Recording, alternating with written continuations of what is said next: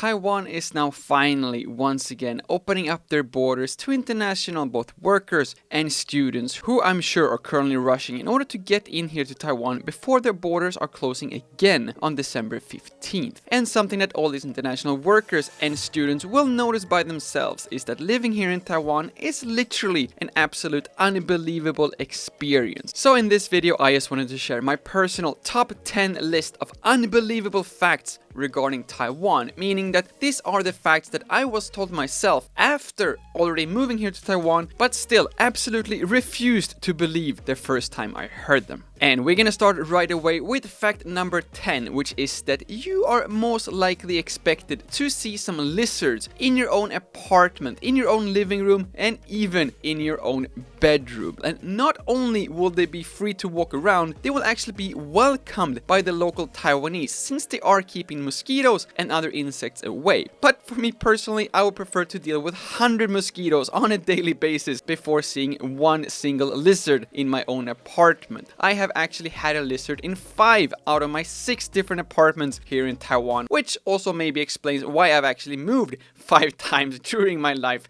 here in Taiwan. And just like when I see a lizard in my apartment, we're now gonna make a huge jump and move over to fact number 9, which is the Taiwanese language. Before I moved to Taiwan, I basically only knew 2 things, and that was TAIPEI 101 and that they speak Mandarin Chinese. So when I heard 2 of my international classmates actually referring to the Taiwanese language, I thought that they made a mistake and they just meant Mandarin Chinese, because I was thinking that Taiwan was pretty much like Canada, like there's no language called Canadese, so there shouldn't be a language called Taiwanese because I know that they speak Mandarin. But as we all know, I was wrong, and of course there is a language called Taiwanese. But as the Atoa I am, even though I've lived here in Taiwan for 10 years, the only thing I know how to say is paisei paisei. Next thing is actually not something that I was told. Instead, I actually saw this with my own eyes, but I still could not believe it. And that was people wearing umbrellas during a sunny summer day in order to protect against the sun. Don't get me wrong, I am absolutely all for all kinds of different UV protections. But in Sweden, we all have the SPF cream and we would just love going out and getting a tan on a beach or in a park or basically anytime we have a chance to. But here in Taiwan, they try their absolute best, bringing umbrellas just to protect them from the sun, and if they can choose, then of course they want to cover those arms with long sleeves even during the hottest of summer days. Something else that I've already talked about previously here on the channel is the way you pay for parking here in Taiwan. In Sweden, if you will get a note on your car or your scooter, that means that you have done something wrong, you have parked illegally and you have received a fine. Here in Taiwan, this is just simply how you pay for your parking ticket. But when my friend tried to explain this to me, I refused to believe her and I continued to making fun of her and her illegal parking, only to realize a few weeks later that she of course knew exactly how to park her car, and this is just the normal way of paying for parking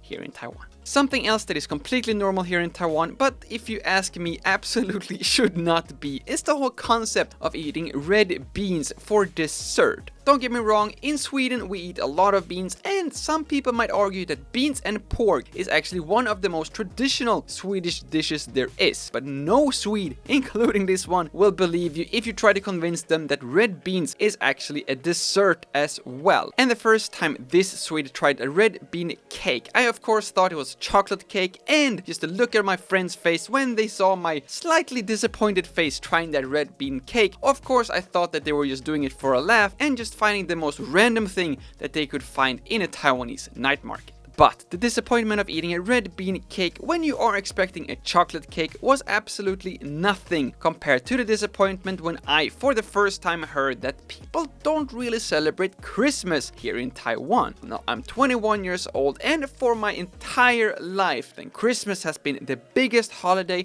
and I know not only in Sweden, but in all the Hollywood movies, all over Europe, and of course, all over the US. And it's just one of the absolute best childhood memories that I have. So my first year that I would be spending Christmas away from home, away from my family, away from my parents, I talked to my classmates and see how should we even try to celebrate Christmas all the way on the other side of the world. And then my classmates just simply look at me and say, well, You do know that we still have school, right? It was a complete shock to me, and I absolutely refused to believe them that I would not have my annual 1-week Christmas holiday. But then, little did I know that this was just the beginning of the most mind-blowing conversation I have had in my entire life. Just a couple of seconds later, in the exact same conversation, they say, we don't celebrate Christmas, but of course we do have Lunar New Year. And this was the first time I even heard about the concept of Lunar New Year. I had absolutely no idea what this was, and I don't really know if I was still in shock finding out that Christmas doesn't really exist on this side of the world, but the whole concept of another New Year's, it was just so incredibly hard for me to believe. Because, for example, today, as I am releasing this video, if you do have subscribed and clicked that notification bell so you got notified the same day as I released this video, it's November 26th, and it's November 26th in Sweden, and it's also November 26th here in Taiwan. So it's the same calendar, so obviously it would all have to start on the same day, meaning that we all need to have the same New Year. Right? That was my argument for my friends, but little did I know that this will backfire in a tremendous way. Because this conversation now, and please remember that I'm just realizing now that we don't even celebrate Christmas here in Taiwan. So I was still actually trying to just accept that fact, and then I'm being bombarded with this ludicrous lie that we have a separate New Year here in Taiwan as well. But as I am bringing up that it's the same calendar in Sweden and Taiwan, my friends then decided to bring up the idea of Taiwan actually have their own unique calendar, and back then it was 2010, and they tried to convince me it is actually year 1909, and Taiwan is currently preparing for their 100th anniversary. So needless to say, I was super confused, and it was just unbelievable to hear both that we don't have Christmas in Taiwan, instead we have another New Year, and we have another calendar which is based on the other New Year's, which is not the Lunar New Year which we have here in Taiwan. So needless to say, I didn't really trust my classmates at a time, but eventually, of course, I got this confirmed from several different sources. So now I kind of have a little bit better understanding regarding the New Year's, Lunar New Year, and, well, the Taiwanese way of counting calendar years is still a little bit confusing. They tell you that they're born 78 and then they're born 89, and I guess that part is still a little bit confusing even after living here in Taiwan for 10 years. Now, I admit that looking back at it, I should have probably known about Lunar New Year before moving here to Taiwan, and some of you might even find it a little bit offensive just considering how absolutely clueless I was regarding the life in Taiwan before I decided to actually move here from Sweden. And you might argue that I should have been a better and more productive student when I was still in Sweden, so I would have had time to actually learn a little bit more about Taiwan before actually moving here. To my defense, I have to say that I actually studied just as hard as I possibly could, and I didn't see any way of actually improving the productivity in the classroom, so I actually had an opportunity to actually even learn even more things about Taiwan. That is, of course, until I heard about Skillshare.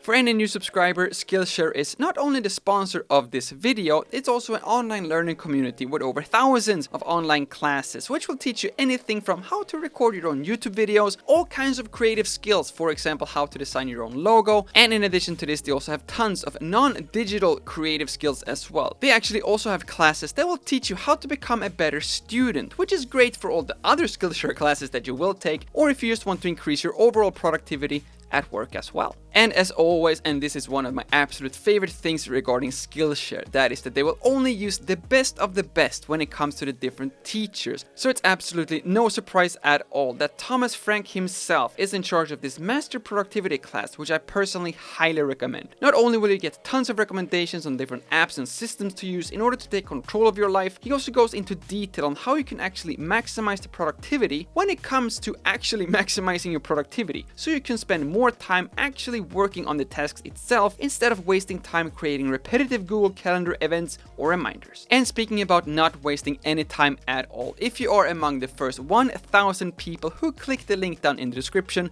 then Skillshare has actually given me the opportunity to give you 1 month of Skillshare for free. So who knows, maybe if I would have had access to Skillshare myself 10 years ago before I moved here to Taiwan, maybe I would have been a little bit more productive student, and I would have actually had time to do some more Taiwanese research and realize that it gets freaking cold here in Taiwan during the winter time. Now, I have to admit, my biggest issue regarding the cold winters here in Taiwan isn't actually the cold winters themselves. The problem is that I'm from Sweden, where we regularly will get temperatures down to -20, -30 degrees Celsius. So when I complain that I'm freezing during the winters here in Taiwan, no one will believe me. And don't get me wrong, I don't blame you, because I also did not believe the Taiwanese people when they told me that the winters here would actually get very, very cold. But the problem is, and this is something that I have to repeat every single time, Taiwanese people saying that I am from Sweden, how can I be cold here in Taiwan? But the problem is that when it's -20 degrees in Sweden outside,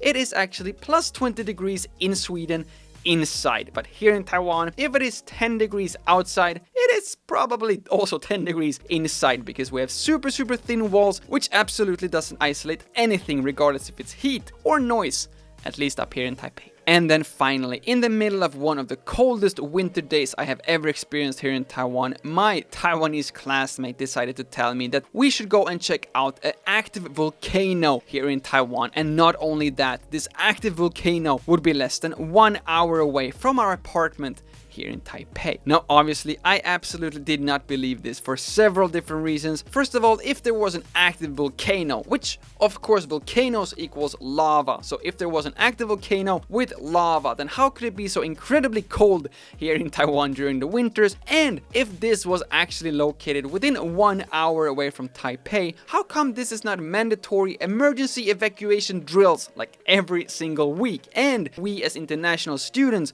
how come we have never even heard about this from our schools, the school staffs, or at least our teachers? But of course, once again, I was proven wrong when I for the first time was taken up to Yangmingshan to see this volcano with my own eyes. And although this volcano is still very much stable, my mind was still blown after I realized that there was actually an active volcano located less than 1 hour away from my apartment here in Taipei. So there you have it, my complete top 10 lists of, at least according to myself, unbelievable facts about Taiwan. If you are a foreigner currently on your way here to Taiwan, hopefully this list makes it a little bit easier for you to prepare, at least mentally, for your first time visit here to Taiwan. And speaking about making life a little bit easier for a foreigner, please do help me by liking this video, subscribing to my channel if you haven't already, and if you want to support me a little bit more, please also consider becoming a paying YouTube channel member. This way I can actually continue making even more and better videos regarding Taiwan every single week, because every single dollar that I will get in through my membership will go straight back into actually improving this channel and to travel around Taiwan a little bit more and to continue making new videos every single week. Until then, thank you all so much for watching this video. As always, my name is Lukas, starts with L as in like, ends with S as in subscribe. Please do both, and see you all in the next one.